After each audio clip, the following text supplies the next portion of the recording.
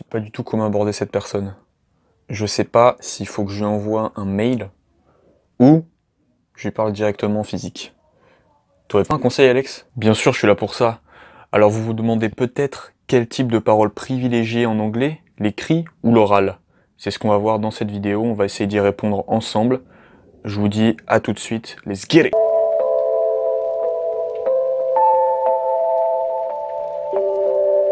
Avant toute chose, il faut poser les bases. Il faut se dire qu'il y a deux types de personnes. La première personne, c'est celle qui, on va dire, n'a pas de mal à l'oral, qui est plutôt à l'aise, qui est plutôt, pas extraverti, mais assez ouvert, et on va dire commercial dans l'âme, parce que les commerciales, si t'es un commercial et que tu ne parles pas à l'oral, ça va être très dur. Mais voilà, ces personnes-là ont beaucoup plus de tact, beaucoup plus de tchatch, et n'ont pas de problème, même si l'anglais requiert un apprentissage, n'auront pas de problème à parler à l'oral. Et il y a un deuxième type de personne qui est plus à l'aise, qui est plus à même de se faire comprendre à l'écrit. En fait, cette personne-là, on va dire, est beaucoup plus efficace par mail, par SMS, et arrive à faire passer son idée, faire parvenir son idée générale à son interlocuteur. Donc faut pas croire qu'il y a un meilleur. Donc il faut pas croire qu'il y a un registre meilleur que l'autre. L'écrit ou l'oral ont tous les deux des avantages. Ça dépend aussi du métier, de la situation dans laquelle vous vous mettez. Mais sachez que à l'oral, la parole se fait plus directement qu'à l'écrit. À l'écrit, on emploie généralement la forme décontractée, c'est-à-dire, au lieu de dire I'm working, I am working. Alors évidemment, les SMS et les réseaux sociaux, vu qu'on parle à nos amis, c'est pas la même chose. Donc on emploie voilà, un langage texto familier, donc on emploiera la forme contractée. Mais à l'oral, on emploie toujours la forme contractée. Je veux dire, ça arrive jamais, à part les débutants évidemment, quand on débute en anglais, on dit toujours I am, mais sinon après on dit I'm. Mais le but de quelqu'un qui veut parler en anglais, qui veut parler couramment en anglais, le but c'est quand même qu'il parle davantage à l'oral plus qu'à l'écrit.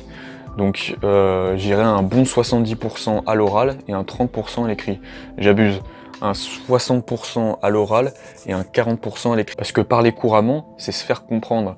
Et on se fait plus comprendre quand on est à l'oral que quand on est à l'écrit. Parce que quand on est à l'oral, déjà, on est en présence physique, c'est-à-dire qu'on a aussi nos gestes pour faire parvenir une idée. Donc ça, c'est un avis personnel, mais aussi un avis utile, parce que tu n'en doutes pas, quand tu vas aller à l'étranger, dans un pays que tu connais pas anglophone, tu vas principalement parler à l'oral.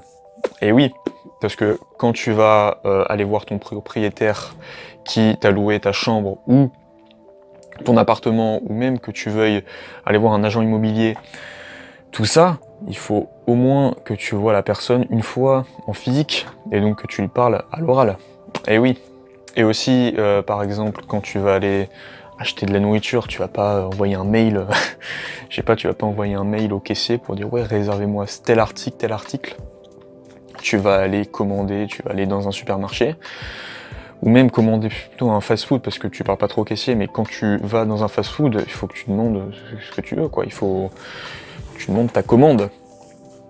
Donc voilà, ce sont des choses où l'oral est primordial. Disons que ça requiert du sang-froid, de la bonne volonté, et disons que ça requiert du sang-froid, de la bonne volonté, et du courage aussi. Ensuite, ça dépend aussi de tes hobbies.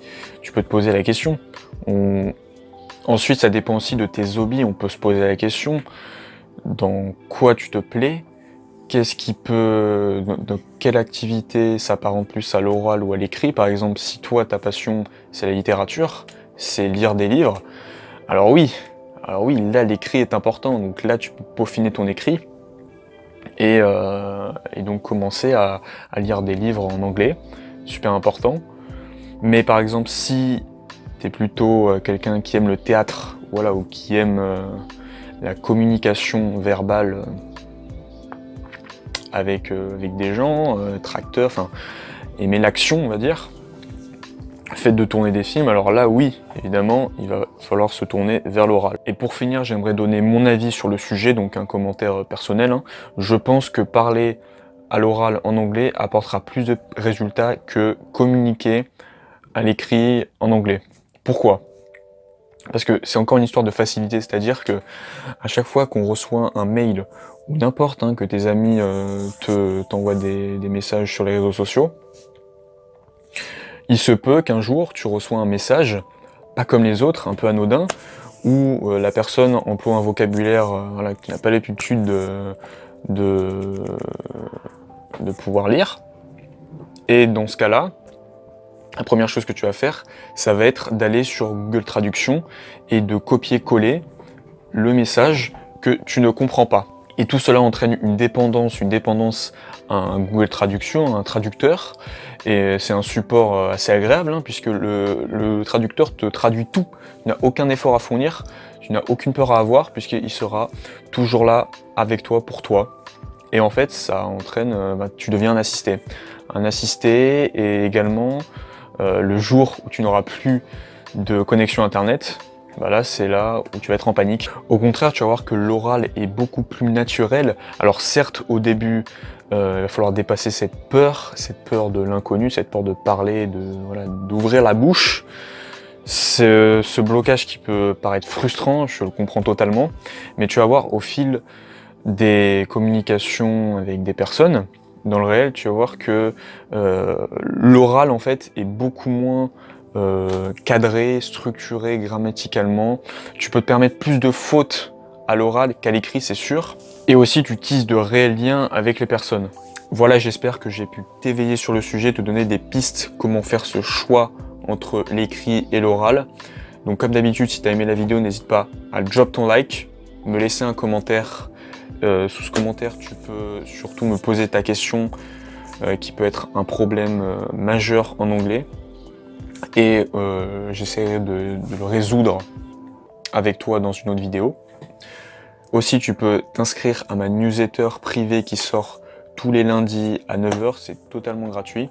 Et le problème, c'est que évidemment j'ai arrêté ces mails que j'envoyais tous les lundis, puisque pour manque de personnes qui ouvraient ces mails.